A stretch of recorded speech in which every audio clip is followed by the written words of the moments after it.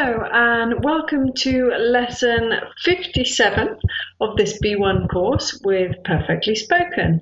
We are coming towards the end of the course now, so the language we are looking at is quite complex, but that's great. It will prepare you well for the next level, which is B2, of course. Okay, so in today's lesson, which is a grammar lesson, we are going to be looking at verb patterns.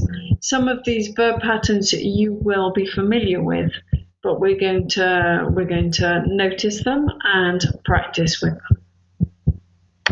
Okay, so today we will notice different verb patterns. Maybe you're familiar with them, maybe you're not, but we will notice different verb patterns and the different verb patterns that there are.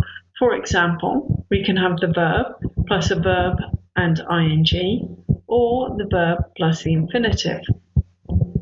Okay, that's one thing, but then sometimes we will look at some particular verbs where the different pattern means something different. So sometimes you have a verb that can be followed by the verb and ing, and it has one meaning, or the verb and the infinitive, and it has a different meaning. Okay, so different pattern, different meaning. So we will have a look at that today. And of course, we will practice. We will, as always, have some written practice and some speaking practice as well. Okay, so let's get cracking. Let's see what I'm talking about. So why do we say, for example, I have arranged to go out tonight. I enjoy studying English. So in the first one, we've got arrange, the verb, and the infinitive, to go out. And in the next one, we have the verb enjoy and the ing form of the next verb. Why is it different? Because it is. You have to learn which pattern follows each verb. Okay, last lesson we looked at the third conditional and I was saying it's complicated, but it's logical. Unfortunately, this lesson, it's grammar, but it's not logical. Okay, it's a matter of learning which verb, which pattern. Okay, some with the infinitive, some with the verb plus ing, and you have to learn the lists. Unfortunately, there's no logic, as is often the case in English. So, let's have a look. First of all, we've got verbs and the infinitive. So here is a list of verbs that are always followed by the infinitive. That is the verb pattern we have. So the verb promise, I promise to do my homework. Arrange, she arranged to go to the party. Manage, he managed to start the car. Learn, he is learning to speak French. Want, I want to go to bed. Refuse, he is refusing to listen. Seem, they seem to be happy. Okay, so with all of these verbs, it doesn't matter if the first verb is in the present simple, present continuous, the past, it doesn't matter. The next verb is always infinitive. So promise to do, arranged to go, is learning to speak. Okay, so whatever tense the first verb is in, present, past, future, the next verb with these verbs is always in the infinitive. Okay, so that bit is logical. That's good. Okay, and then let's look at some more verbs, but these ones are followed by the verb and ing. So here we have avoid. He is avoiding seeing her. Imagine. I can't imagine living in Japan. Recommend. He recommends listening to the teacher. Enjoy. I enjoy studying. Miss. When she is pregnant, she won't miss working. Finish. Finish writing now. Okay, so again, we can see that the first verb could be in the present, the imperative, the future, but the next verb after this list of verbs is always verb plus ing. Okay? So you can go back and look at those slides and have two lists, maybe write down, copy down two lists, the infinitive and the verb plus ing. And you're going to use those now in the first task for today. And in this task, you have to complete the sentences. So look at the verb. Look which list it follows. It is in. Is it with the infinitive or the verb plus ing? And then complete the sentence with the verb in the correct form. Okay, so pause the slide and complete the sentences. Off you go. Good luck.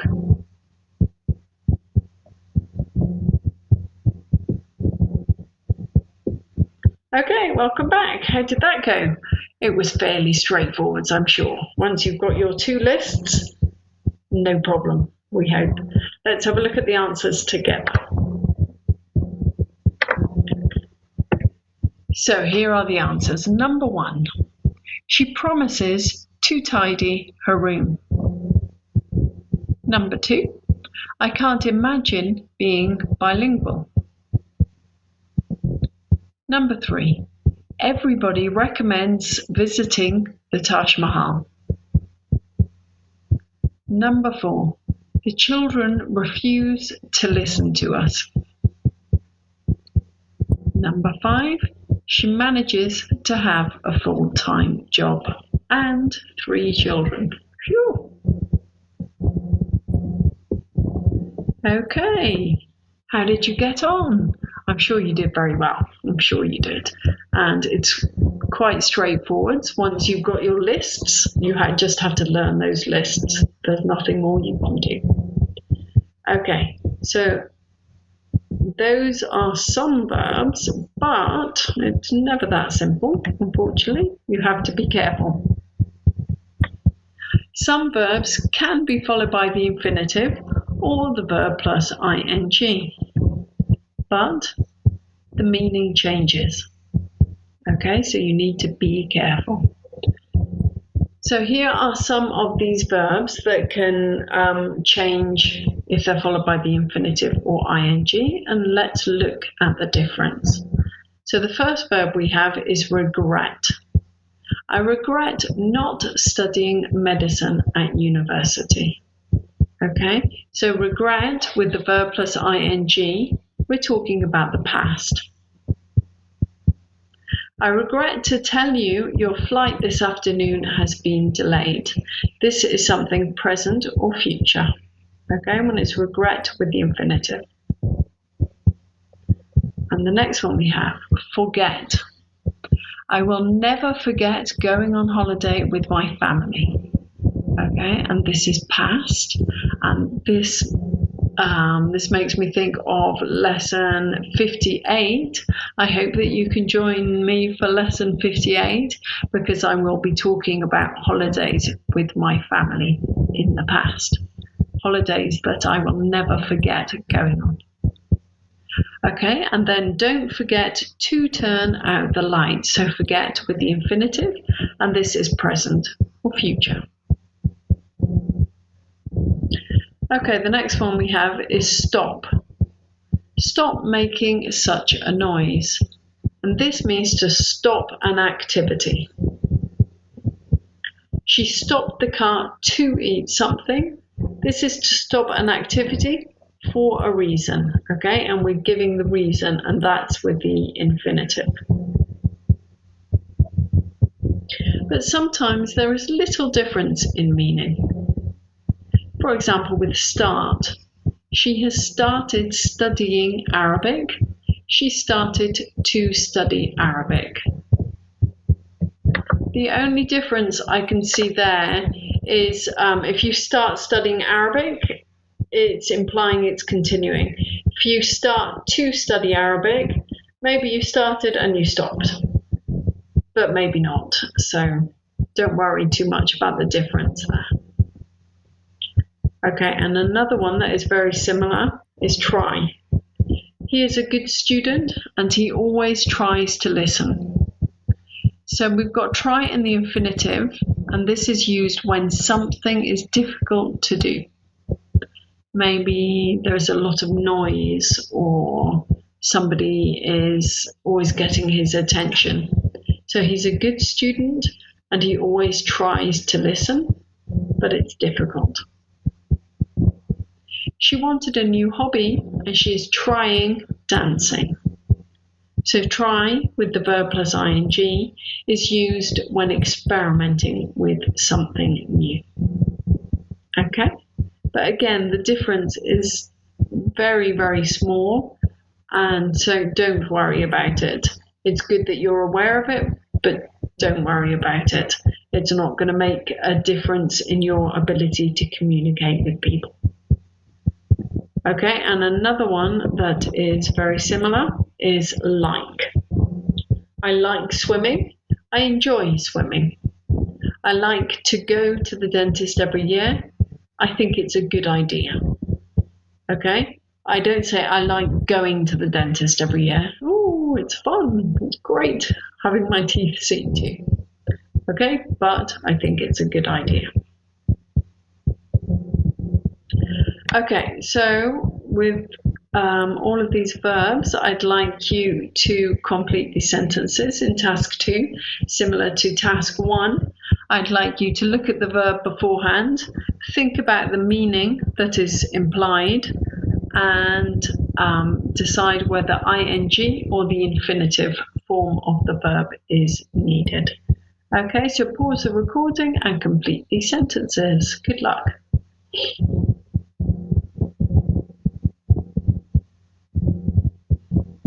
Okay, welcome back. How did that go?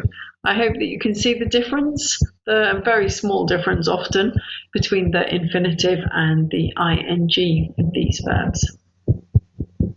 So here are the answers. Number 1, I regret not travelling more when I was younger. Number 2, when he was driving, he was tired, so he stopped to rest. Number 3, I tried to stop him from leaving, but it was too late. Number 4, she says she has tried getting up earlier, but she finds it difficult.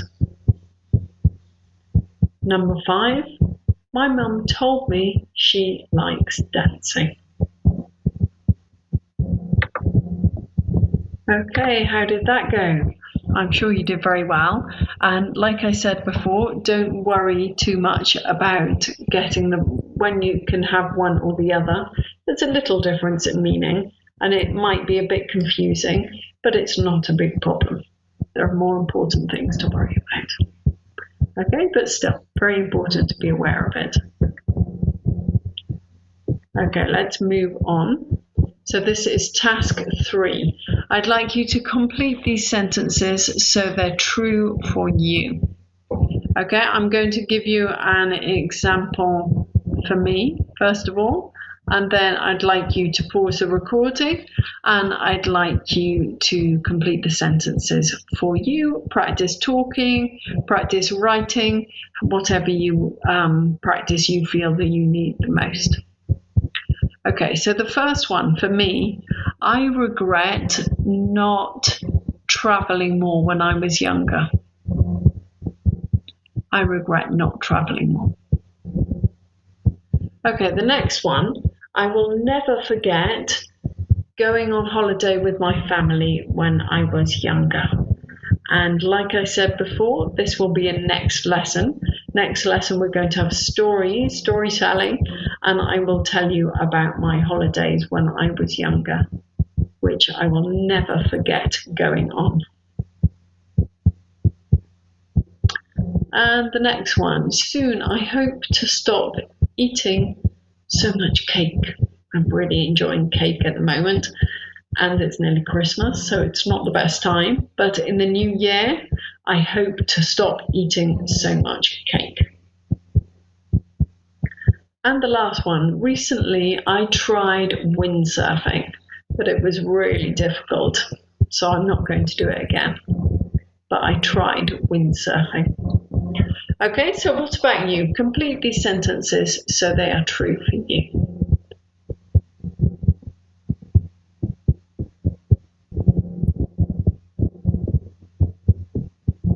Okay, welcome back. How did that go? I hope that you're finding it easier to identify which verb form, which verb pattern you need with each verb.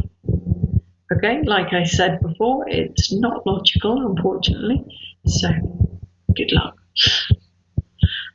Learn your lists, I think is the only way. Okay, and task 4, this is speaking practice now.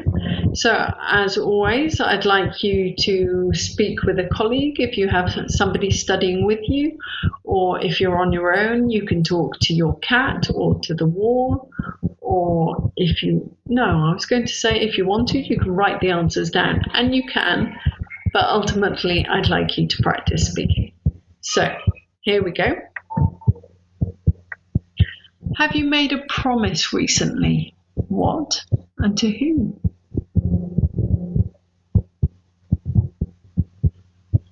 If a tourist comes to your city, what do you recommend visiting?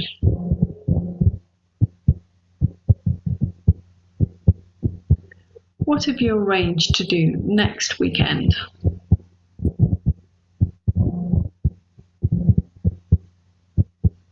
When you go on holiday, who or what do you miss the most?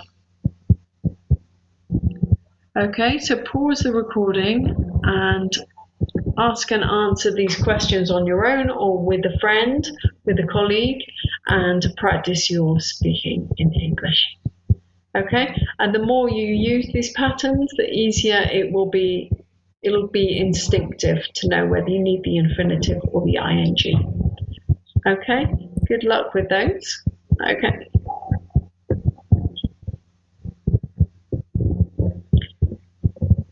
Okay, next lesson, which is lesson 58, we will remember what an adverb is. Adverbs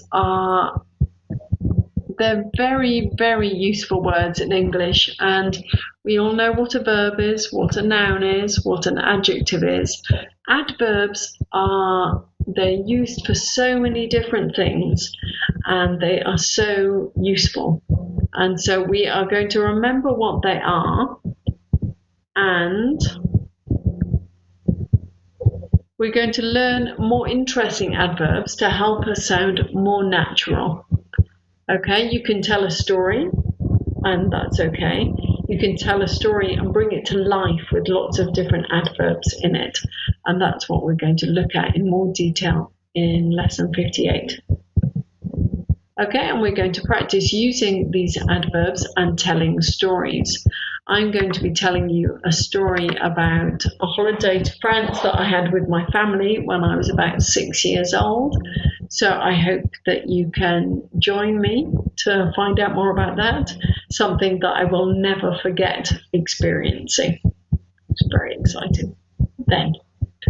Okay, well, thank you very much for joining me today. I hope you've enjoyed today's lesson, and I hope that you're feeling more confident with verb patterns and more aware of how they work. Okay, thank you very much, and see you next time. Thank you. Bye-bye.